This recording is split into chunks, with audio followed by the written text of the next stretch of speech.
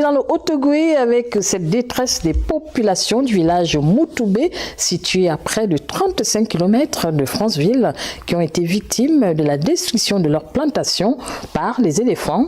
Notre correspondant sur place, Jean Romano Louba, pour les détails. Les riverains de Moutobo, village situé à près de 35 km de la ville de Franceville, ne savent plus à quel sens se vouer. Ces derniers s'insurgent contre les visites impromptues de pachydermes dans leurs plantations érigées non loin du village, lesquels éléphants saccagent tout sur leur passage. Cette situation exaspère au plus haut point ce compatriote qui vit au rythme de son agriculture pour se nourrir, aussi pour vendre. Vraiment un champ de plus de 3 hectares. Vraiment, c'est compliqué pour moi, vraiment c'est difficile.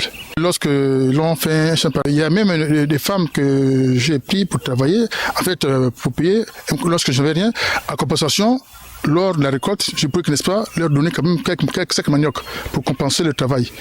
Maintenant qu'il n'y a rien, je ne sais plus comment compenser.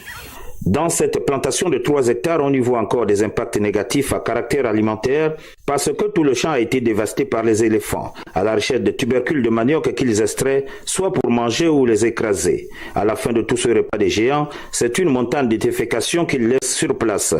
200 mètres de l'église, en fait juste la maison, nous sommes à 200 mètres. Donc nous sommes carrément derrière la maison. Mais malgré ça, l'éléphant arrive quand même derrière la maison. Il vous lance n'est-ce pas, un cri d'alarme pour n'est-ce pas, essayer vraiment de voir comment on peut faire ça pour compenser cela. Saisi par ce propriétaire du champ, le responsable des eaux et forêts a fait une descente sur les lieux pour constater l'ampleur des dégâts et prendre les images comme illustration à présenter aux autorités administratives locales, dont le gouverneur du Haut-Ogooué, Jacques Denis Tsanga.